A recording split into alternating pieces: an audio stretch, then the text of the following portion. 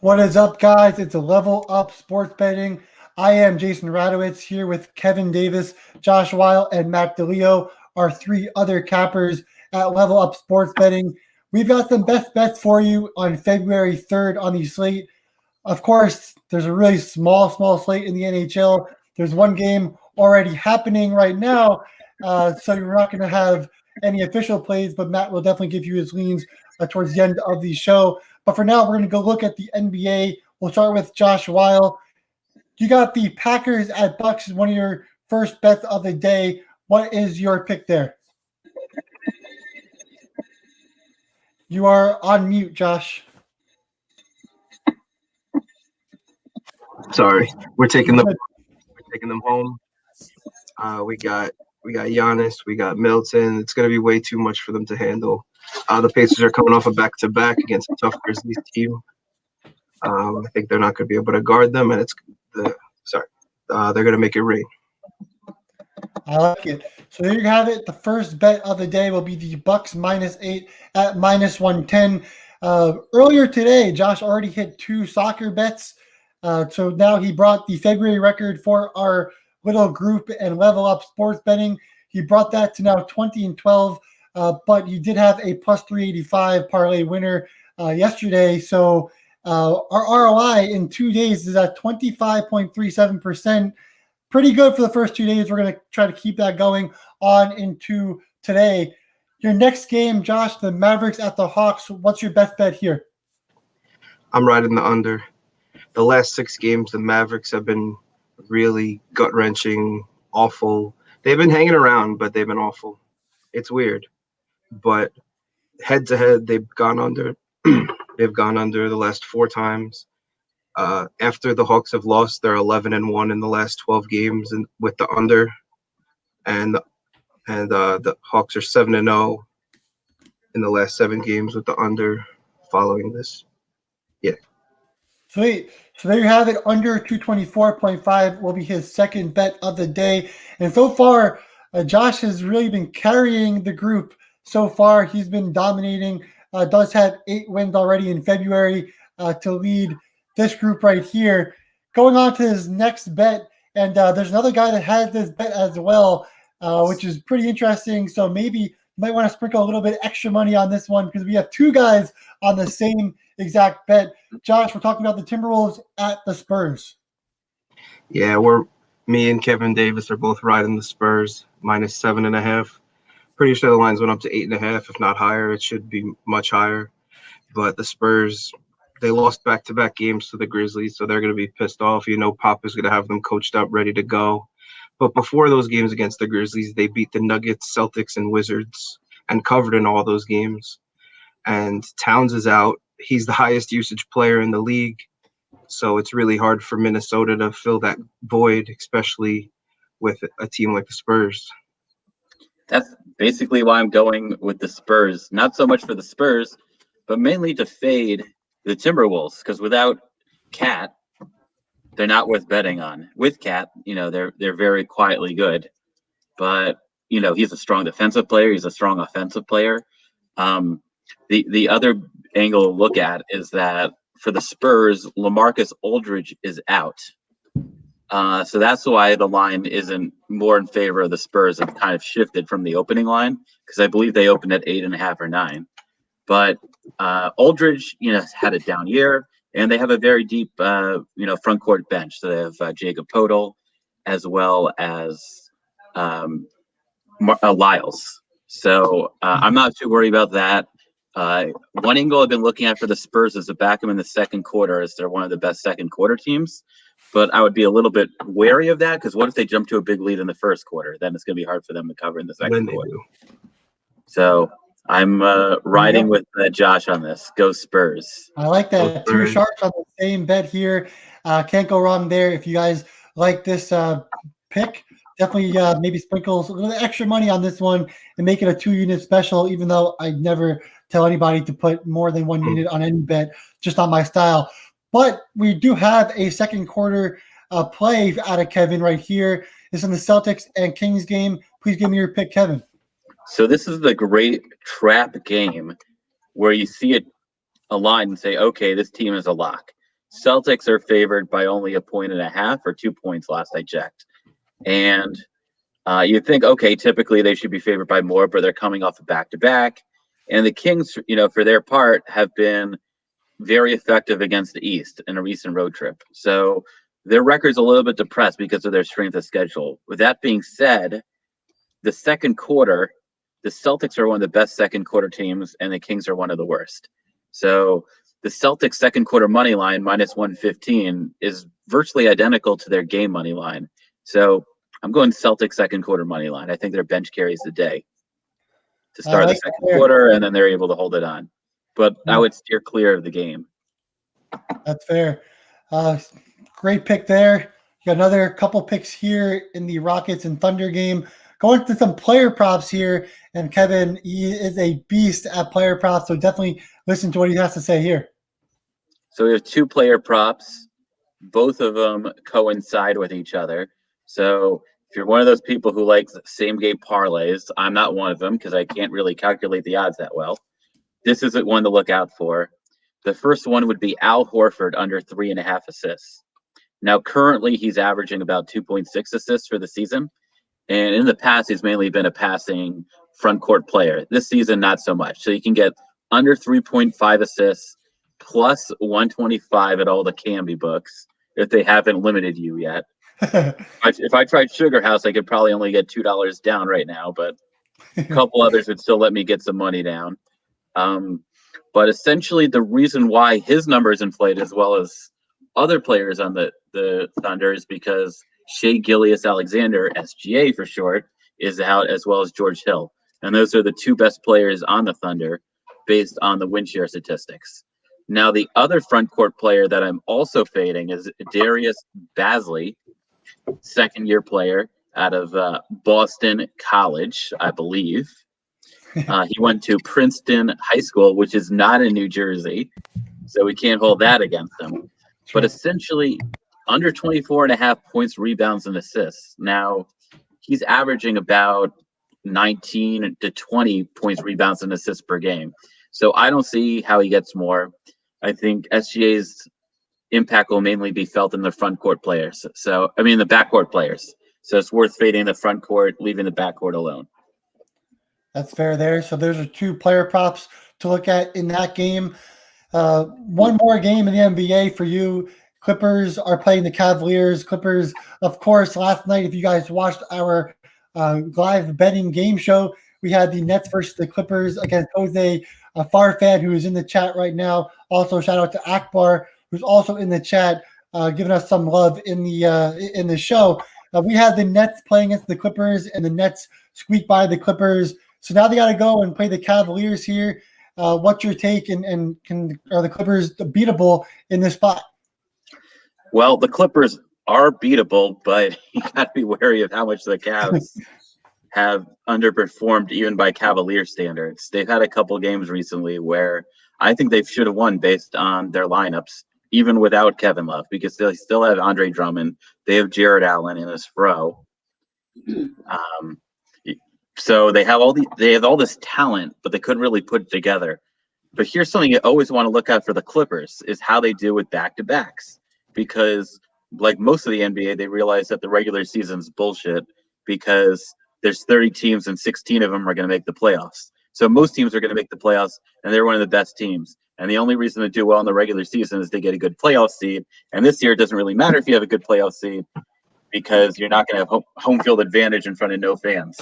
Or like maybe 2,000 fans here and there with the Miami Heat COVID sniffing dog, which, yes, they do have a COVID sniffing dog. So I think Clippers get to a big lead in the first half. And then because the game isn't nationally televised, they say, okay, Kawhi Leonard, okay, Paul George, you can sit down. We're going to rely on the bench. Cavaliers are still trying to pump up the trade value of Andre Drummond. They're trying to trade him in a contract year. So they may keep him in the game for a little bit longer. And he's a fairly skilled player. He's not just good at grabbing boards. So even though the regular money line for the game is about plus 400 last I checked, or plus 420, you can get the second half money line for plus 155, which would be better now if it's not a blowout. If it's a blowout. But if it's not a blowout at halftime, if it's like a close game, then I wouldn't do the Cavaliers second half money line. So I'm personally laying the bet because I think it'll be blowout. But if you think the game's going to be close after the first half, you would want to steer clear of this bet. See, that's an interesting look right there. Yeah, it's an interesting look right there. The points because most of the places I saw Cavaliers 3.5 points, it was minus 118, minus 120. So I'd rather just take away the juice. That's a fun little bet right there at plus 155. If you agree with Kevin there, and like I do, and maybe some of the other guys in this little group agree with, definitely look to take that bet. So that's the NBA for you guys with the best bets, but we still have some college basketball to look at, and Kevin's going to start us with the South Carolina at Florida game. He has 2 SEC games on the slate, but before we get there, Josh does have a James Madison play going on right now. He has minus 7.5 for James Madison. Currently, James Madison has the lead, and it has it covered so far. We have 4 minutes left to go in that game. We will see if Josh can pull out another victory in February in that game. So, Kevin, talk to me about your SEC matchup. Say you have South Carolina at Florida as your first game. Yeah, not much to say about this. Florida's heavily favored as they should be, but both these teams are relatively up-tempo, and you can get some value on South Carolina team total over 73.5. You might be able to shop and get a better deal. 72.5 is over is minus 115, but I saw most places are offering 73.5 plus 100. But that extra point is worth about 18 cents. So I'd rather play it up to the minus 115. I like it there. As you guys saw, Johnson from Florida, who had collapsed, actually came out and said it was not COVID related, and things are getting a lot better for Johnson. So that's some good news for Florida. In that game, at least, even if they lose, whatever, they still have Johnson. He's still getting healthier, which is what matters the most. Going on to LSU at Alabama. Of course, I'm an LSU fan. My girlfriend went to LSU. And I don't think I want to hear what Kevin's going to say. So I'm just going to let him say the pick. I'm going to close my ears. I'm going to look away because I don't want to hear this. So, yeah, I'm going with the Crimson Tide in this. Looks a little bit like a football spread, 8.5. They've been one of the top teams this year, and LSU is without their best player, according to the win share statistics. So normally I don't like the chalky plays, but this is some chalk I can back. It's fair. As you guys know, or you might have remembered, when Alabama played LSU in the first game of the series, Alabama went off from 3 and just destroyed LSU from start to finish from long range. If they do that again, this game is over. The over-under in this game is like over 160 points.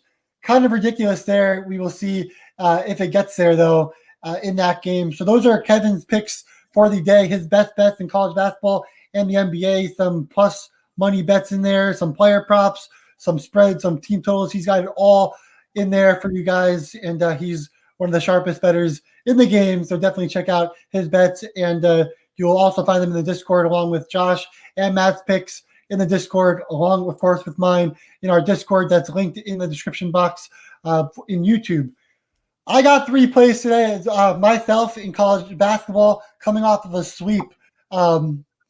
Chattanooga playing Western Carolina, the first game on my slate.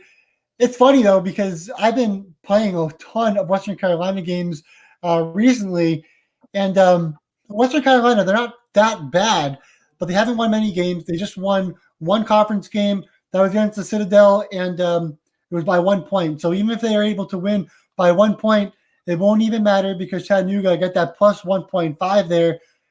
Chattanooga, they've been off. They've been off due to COVID protocol since kind of mid to late January, finally back here. And I think that's one of the reasons why they are underdogs in this game.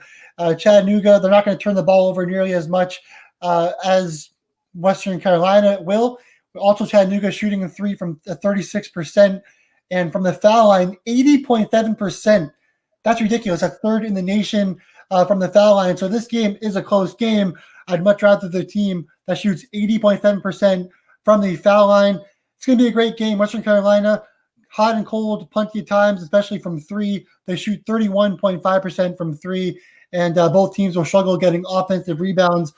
So for me, I like Chattanooga here, plus 1.5. It's an official play for me. Second bet we're going to go to is East Tennessee against Mercer. Another great showdown of two solid teams. I like Mercer in this spot. If you look back at February 1st, I faded East Tennessee State in the first half. Now I'm doing it again. I actually lost that first time with Wofford struggling from the floor early. Well, now East Tennessee State, they still had that 30-31 point range where I expect them to be.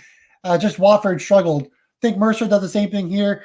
At home, they're averaging over 40 points per game in the first half. Of course, East Tennessee not that great on the road, especially getting, their starts have been really bad throughout the entire season in the first halves already. Mercer, much better offensive team, 55.3% effective field goal percentage, 36.5% from three, 55.6% from inside. Offensively, Mercer is 100 times better than East Tennessee State University. You might see a ton of turnovers in this game, but I'll definitely go with the team that's going to shoot a lot better, especially in the first half, knowing East Tennessee State always struggles to get off to hot starts in their games, especially on the road, going up against a really tough team in Mercer. So again, minus 125 for Mercer in the first half only. Don't want to get burned. Hopefully they get on the first half. They don't have to worry about chasing, getting in that second half and completing that game. The last pick for me, Oklahoma State TCU game, probably the most exciting game on the slate in college basketball today. I like Oklahoma State and TCU both to score some points. Now, if you guys remember that Kansas versus TCU game, it was 19-18 in that first half. Really brutal in that game if you're looking for over in the first half. But I do like TCU. I do think they have an offense that can definitely stick around and score some points. Both these teams are averaging a pretty high amount of points in the first half. Oklahoma State, of course, Cade Cunningham, one of the best players in college basketball, if not the best. He'll be a guy that will probably be top 5, maybe top 3, potentially even top 1 draft pick in the NBA going into next season. Hell of a player. Oklahoma State and TCU both have effective field goal percentages, top 100. You got Oklahoma State dominating inside, 53.6% from 2. And TCU has not been good guarding inside the arc this year. There's a really great spot for Oklahoma State to do some damage there. But also TCU shooting 35.2% from 3, 51.2% inside. Again, both these teams have really good effective field goal percentages, and we know Oklahoma State's going to up the tempo and up the pace a little bit. And that's why I look more towards the first half. When I know teams are going to up the pace, well, a team like Oklahoma State, if they had the lead in the second half, they might just slow it down just a bit, and things might get kind of out of hand. Like if you watched that Illinois-Indiana game yesterday, no points in the last 6-7 minutes of the game. Overtime was also a struggle to get some points as well. So again, if we're going to see an up in pace and tempo, we're going to go with that first half because nobody's slowing down in that first half. So those are my 3 plays for the day. We're going to look at Matt here in the NHL. There's only one game that hasn't started yet in the NHL off of 2 games late because of one postponement. So Matt, talk to us about the Bruins and Flyers game tonight. Yeah, I just wanted to say the game that did start at 5:30 or 5 o'clock, whenever it started, the Lightning are actually up 3-0 in the first 10 minutes of the game, so that wasn't even worth it to bet on, most likely. I don't even know why they suited up and got on the ice. But the Bruins and Flyers, really interesting game. Both teams kind of are looking to win the division, these new divisions here. The Bruins were favored to win it. The Flyers are right behind them. And I think the Flyers, if they want to get that number 1 spot and win the division, they're going to need to protect their home ice and beat the Bruins. The Bruins in the last 2 games were down 3-0 to the Capitals. Fought back, lost the first one in overtime, and then won the second one 5-3 in regulation. Those were the last 2 games, the first 2 games of the road trip. I think they got some tired legs from playing behind in both those 2 games. And then they go to Philly, where Carter Hart has his home and road splits are night and day, where he's much better at home. Not an official play for me, but I want to see how this game goes first before I can bet the second one. But if I had to lean anywhere, it would be the Flyers at home plus money. I think the best number you get is on PointsBet for plus 120. But the Flyers on a 4-game win streak. Last team they lost to was the Bruins in Boston, so a little revenge game there. And they've been scoring at least 3 goals in six of the last 7 games. So I think if the Bruins give up those goals early to the Flyers, it's a different story than when you give it up to the Capitals. Capitals defense is kind of subpar, where the Flyers are. If they can score some goals on you, they'll make you pay for it. So I would lean the Flyers here, and maybe possibly the under. But besides that, we have a big slate tomorrow. Join the Discord. We're going to post the picks nice and early tomorrow. We got a big slate, so hop in early. But that's all I got today. Yeah, and Matt will be live with us tomorrow night for the live betting game show. We're going to have the contestant go up against Matt DeLeo for a chance to win a Patreon subscription in April. It's going to be NHL game show, so definitely stay tuned for that at 8:15 tomorrow night. We'll go again. We will recap some of the picks. Josh, he has the Bucks -8. He's got under 224.5 in the Mavericks at Hawks.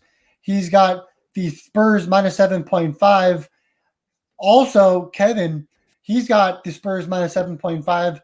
The Celtics second quarter money line. Al Horford under 3.5 assists. Darius Bazley under 24.5 points, rebounds, and assists. The Cavaliers second half money line at plus 155. South Carolina over 72.5 team total. Alabama -8.5. I have Chattanooga plus 1.5. Mercer -125 in the first half. And Oklahoma State and TCU over 65.5 in the first half. And of course, the Bruins Flyers game is just a lean for Matt here. But again, a big slate tomorrow in the NHL and a solid slate for all the other sports as well to help you guys level up your bankrolls. So again, join our Discord. So far, you can look at the bottom, February record 20-12. And Josh, James Madison now up 19 with a minute to go. You did have an official play earlier today of -7.5. So unless something crazy happens, we could put a 21 at the bottom in February record and increase that ROI, which would be greater than 25% now as we continue an amazing run to start February. So again, if you haven't joined our Discord yet or followed our plays, definitely do that. The description below, you will see the Discord link. Definitely follow everybody on Twitter. That's also in the description below. And we will see you guys tomorrow with the live betting show, the game show against Matt DeLeo in the NHL. I appreciate you guys for sticking around. Good luck with your bets, and we will see you guys tomorrow.